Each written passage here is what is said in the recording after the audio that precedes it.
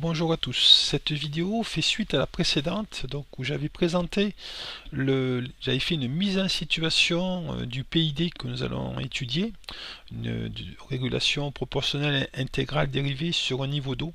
Donc là, nous allons déclarer notre IHM et notre automate. Alors, on va travailler avec la partie opérative Factory.io, mais enfin, avec le logiciel Factory.io. Et il faut savoir que pour faire la régulation PID, il faut se connecter au vrai automate. On ne peut pas lancer le simulateur. Le simulateur n'est pas capable de faire le PID. Donc nous, on va déclarer notre automate. Alors c'était des vidéos qu'on avait déjà faites, mais je vais aller peut-être plus vite pour déclarer notre IHM, notre automate et vérifier la connexion. Donc là je fais un nouveau projet, je l'appelle projet PID, mettons Yannick. Voilà. Donc je crée. Et là je vais déclarer donc d'abord mon automate, l'automate que j'ai au lycée. Donc pour déclarer un automate, je fais ajouter un appareil, et je choisis mon contrôleur, donc mon S7, c'est le CPU, c'est un 12 14 C DC DC DC, et nous au lycée on a celui-là avec du Profinet. Voilà, et là on fait OK. Donc je vais ici déclarer de suite mon adresse IP que j'ai déclaré sur mon PC, sur mon IHM, sur mon automate décidément, dans le 112.16.8.120, et c'est classe B, donc 2 fois 255. Voilà, il est connecté au réseau, je peux le marquer. Je peux le connecter à ce réseau pour que les deux soient reliés, on va voir juste après. Je vais ajouter mon appareil, donc un autre appareil, mon IHM. C'est un réseau étoile, hein, je vais tout raccorder à un switch. Ici, on a un classique, un 7 pouces, et on a celui-ci. C'est pas du Profibus, c'est du Profinet qu'on a, nous. Voilà, ok. Je vais aussi déclarer. Alors là, je peux faire les. On avait vu ça dans une vidéo.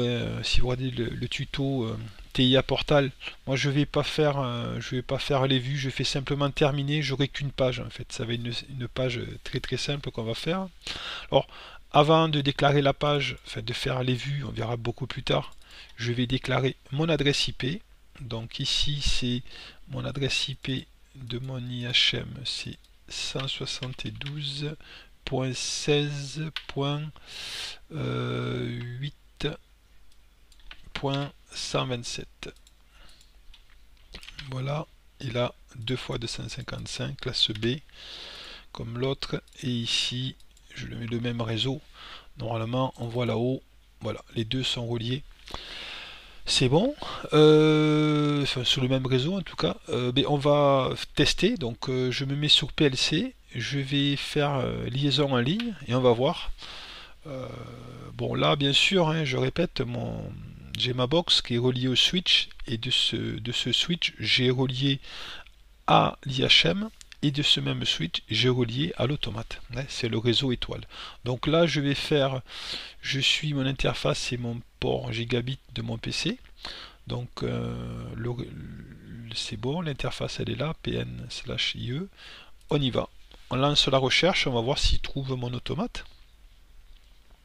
Voilà, là ça n'a rien à voir avec le PID, je vous ai dit, mais simplement c'est un petit rappel. Là j'appuie ici, donc mon automate est en train va clignoter. Voilà, j'ai les LED qui clignotent, les 3 LED qui clignotent, et j'aurais pu me connecter à l'automate, mais je ne vais pas me connecter vu que je sais pas j'ai pas de programme. Et pour mon IHM, je vais faire pareil ici. Je vais liaison en ligne, voir si je peux me connecter dessus. Je lance la recherche. On va voir s'il me trouve mon IHM sur le réseau. Voilà, il me le trouve. Là, je fais ça, et bon, vous pouvez pas le voir, mais ça va clignoter. En fait, c'est mon écran qui clignote en ce moment. Et voilà. Donc là, ça fonctionne. Alors, je dois me connecter à mon logiciel Factory.io. Donc là, je peux me connecter à l'IHM. Je vais envoyer le programme quand ce sera fait, et je me connecte à Factory.io. Alors, quand on veut se connecter à Factory.io, alors moi, ça va fonctionner. Vous allez voir. Hein.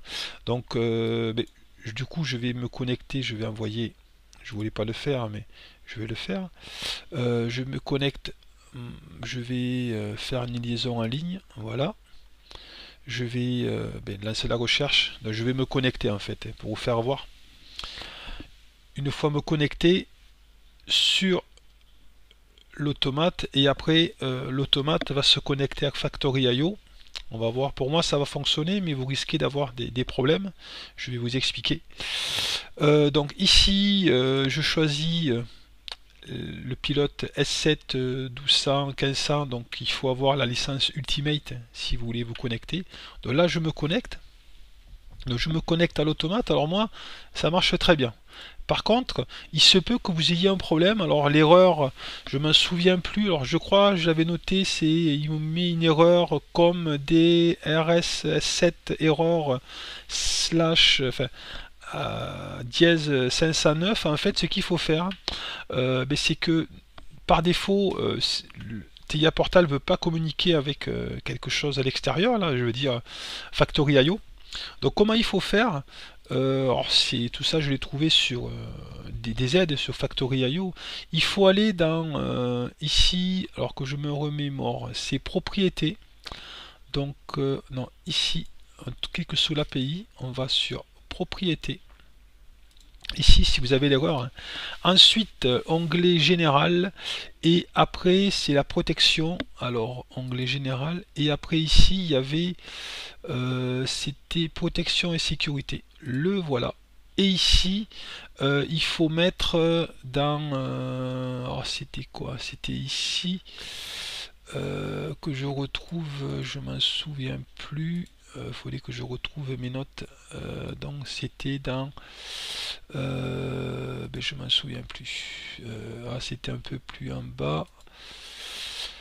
Donc c'était là-dedans qu'il fallait toucher, mais je m'en rappelle plus. Il fallait avoir un accès complet.